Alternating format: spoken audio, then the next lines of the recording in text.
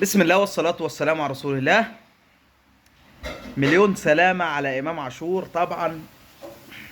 يعني سبحان مغير الأحوال، من حال إلى حال، في ثانية بتتبدل الأحوال. ربنا يشفيه ويعافيه ويشفي كل مريض. يعني خد بالك، واللي يشمت بقى في مرض إمام عاشور عشان زملكاوي أو كده، لا، ده ناقص عقل ودين.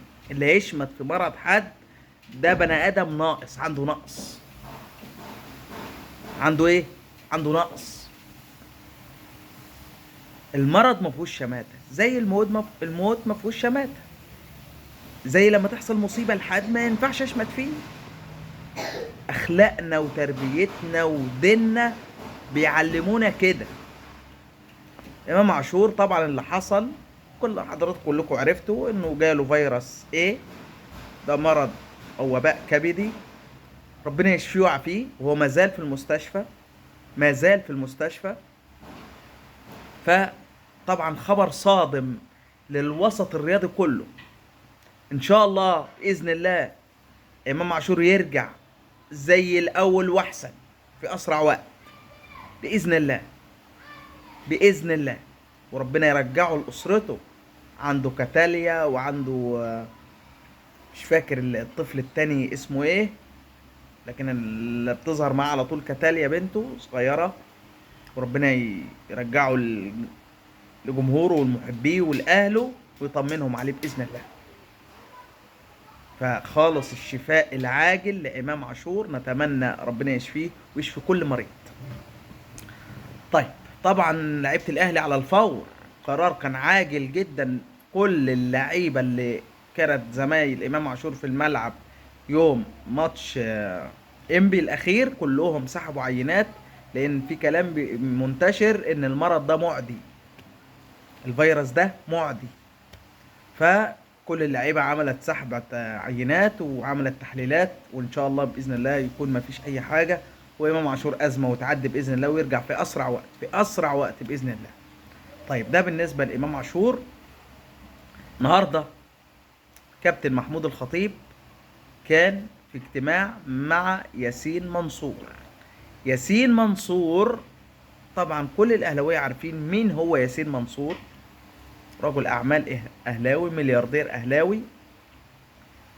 ناس طلعت وقالت ده كده هو ايه، هيجيب ياسين منصور معاه نائب في القايمة بتاعت الكابتن محمود الخطيب. وناس قالت اجتماعه ممكن يكون ملوش دعوة بالاهلي، وممكن يكون اجتماعه معاه انه يجي نائب معاه زي ما قلت لك. وفي ناس فسرت او قالت ان اجتماعه مع ياسين منصور انه يجي رئيس للاهلي بعد قرار الكابتن محمود الخطيب بعدم ترشحه في الانتخابات القادمة.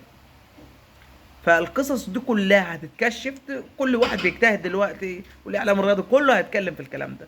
يا شوبير، ابراهيم فايق، سيف زاهر، مهيب، كل الناس، كل الاعلام الرياضي، كل الناس هيتكلموا في القصه دي. ف هنعرف يا خبر دلوقتي بفلوس، بعد ساعات يبقى ببلاش. طيب، ده بالنسبه لكواليس اجتماع الكابتن محمود الخطيب مع رجل اعمال الاهلاوي ياسين منصور المعروف يعني. فيتوريا، روي فيتوريا، المدرب البرتغالي السابق لمنتخب مصر، واللي كان بيدرب في الدوري اليوناني، واللي تمت اقالته بالامس، دخل في صورة المرشحين لتدريب الاهلي وبقوة. وكلام طالع من قلب النادي الاهلي بيقول ان قدام الاهلي او كبار الاهلي او قائد الاهلي، شناوي، هاني، تريزيجيه، زيزو، قال ده مدرب عملاق، لانهم تدربوا معاه وتحت ايده في منتخب مصر، فمقتنعين بيه جدا. وبلغوا صوتهم ده للكابتن وليد صلاح الدين، يبلغ للاداره واداره السكاوتنج اللي بتتفاوض مع المدرب. ففيتوريا دخل الصورة وبقوة في الساعات الماضية. فيشر السويسري، أروس فيشر السويسري، ابتعد شوي لكن ما زال في الصورة. لكن اللي اسهمه عليت قوي عشان احطك في الصوره لحد دلوقتي، اللي اسهمه عليت قوي رو فيتوريا، مدرب منتخب مصر السابق، المدرب البرتغالي ده دخل الصوره وبقوه، وخاصه بعد كلام واقتناع قائد الاهلي اللي قلت لك اسمائهم، الشناوي وتريزيجيه وهاني، محمد هاني وزيزو ولاعيبه تانية، قال لك ده مدرب عملاق، احنا اتدربنا تحت ايده، وقال لك مدرب عملاق. فالنادي الاهلي هيتصرف في القصه دي وهيعمل ايه، لكن خلال الساعات القادمه انا بقول لك الاهلي هيعلن عن مدربه الجديد. ممكن يحضر ماتش الاهلي وسيراميكا اللي هيبقى يوم الجمعه بعد 48 ساعه. الاهلي عنده مباراه امام سيراميكا مهمه جدا.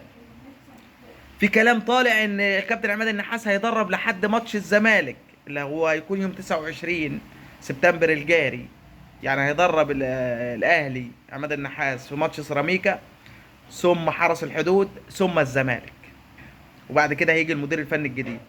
لكن كلام طالع تاني يقول لك لا، المدرب الجديد ممكن يوصل ويحضر مباراة سيراميكا والاهلي من المدرجات ويمسك الماتش اللي بعده حرس الحدود. فالاجتماعات شغاله، اجتماعات زوم شغاله، العمل في النادي الاهلي شغال 24 ساعه، الناس ما بتنامش عشان يحسموا جميع الملفات دي. في كلام من استقاله الطبيب النفسي او المعد النفسي في الاهلي بتاع فرقه الكوره، استقال من منصبه والنادي قبل استقاله، او مجلس الاداره قبل الاستقاله. طيب النادي الاهلي فيه قرارات ثوريه، في خليه نحل شغاله علشان تعيد تصحيح مسار الاهلي مره اخرى. لان الاهلي في كارثه، في كارثه، في ازمه، في ازمه. الاهلي في المركز ال 15، في المركز الكام؟ ال 15. هو عنده ماتش متاخر عن الزمالك ولعب 5 مباريات، لو كسب يبقى الاهلي عنده كام؟ 9 نقاط. لا، الاهلي عنده 6 نقاط. لو كسب الماتش ده يبقى عنده 9 نقاط. الزمالك عنده كام نقطه؟ 13 نقطه. يبقى في فرق كام؟ 4 نقاط. لو الاهلي كسب الزمالك في الماتش الجاي يبقى الفرق بقى نقطه. فالموضوع مش بعيد، يعني الدوري لسه في اوله. على راي ممدوح عباس طلع ببوست وقال يا جماعه انتوا حسستوني ان الدوري اتحسم وخلاص الزمالك خد الدوري، ده لسه ما اتلعبش فيه الا 5 6 مباريات، ده الاهلي في ماتشين يجيب الزمالك، فالموضوع لسه طويل. لكن الاهلي في ازمه، الاهلي تعادل وخسر وتعادل يعني، وحصد من 5 مباريات ب 15 نقطة 6 نقاط. لا دي مصيبة بالنسبة للأهلي، كارثة. فمدرب الأهلي لا، كلام إن هيتحسم أمره خلال الساعات اللي جاية. الصفقات لا، الأهلي بيتكلم على 5 صفقات. بديل إمام عاشور، بديل إمام عاشور موجود محمد علي بن رمضان، لأن محمد علي بن رمضان هو بيلعب في نفس مركز امام عاشور، وفي محمد مجدي قفشه بيلعب في نفس المركز ده برضه، فحته بديل امام عاشور موجود. زيزو مش هيلحق الماتش الجاي، وطبعا لسه اشعه الرنين اللي اتعملت النهارده هتبين. لكن الكلام ان حسين الشحات هيكون موجود، ممكن يلعب اساسي الماتش الجاي، وفي طاهر، محمد طاهر ممكن يلعب اساسي، وعندك تريزيجيه، في بن شرقي. لا الاجنحه موجوده، في وفره في الاجنحه. لكن الاهلي بقى بيخلص صفقات، 5 صفقات، وقلنا الاسم. وفي النهارده اعلامي، والله ما انا فاكر مين، اعلامي رياضي في برنامج، قال اسم المهاجم فيستون مايلي، وحتى مسؤولي بيراميدز رده قال لاعب حر في اختيار مستقبله. قلت لك فيستون مايلي هيكون مهاجم الاهلي الجديد، في كلام عليه وعلى اسد الحملاوي، واحد من الاثنين هيكون هو مهاجم الاهلي الجديد في يناير. قلت الكلام ده، قلت الكلام ده فعلا، قلت الكلام ده فعلا. حصل المفاوضات بين الاهلي وفيستون مايلي، ومايلي مرحب جدا بالاهلي.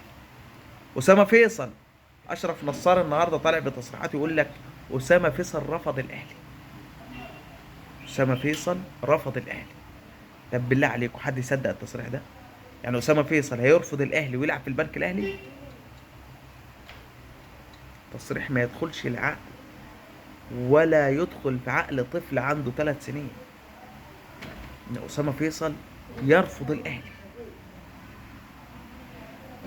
لكن مايلي انا قلت لك قريب جدا من الاهلي. في محمد الشيبي بصفقه هتضرب ضرب نار. في فتوح، في توفيق محمد ويحيى زكريا، 3 هم في الباك ليفت. الاهلي هيجيب واحد منهم، ممكن 2. في مدافع حسام عبد المجيد رايح في سكة الأهلي. أيضا عندك إبراهيم عادل جناح بيراميدز والجزيرة الإمارات الحالي، موضوع شرط جزائي يدفع حوالي 200 مليون. إبراهيم عادل يصبح لاعبا في الأهلي. في تجديدات بقى وتعديلات والكلام الحبشتكنات ده كله موقوف بفرمان من الكابتن محمود الخطيب. لا في تعديل ولا تجديدات لما الدفة تتعدل والانتصارات تعود، نبقى بقى نتكلم ونقعد في موضوع التجديدات والتعديلات والكلام ده والبتنجانات دي كلها. ارض الزمالك ما زال الوضع قائم، لكن بيقولوا في انفراجه تقريبا في الساعات اللي جايه في موضوع ارض اكتوبر بالنسبه للزمالك. السلام عليكم.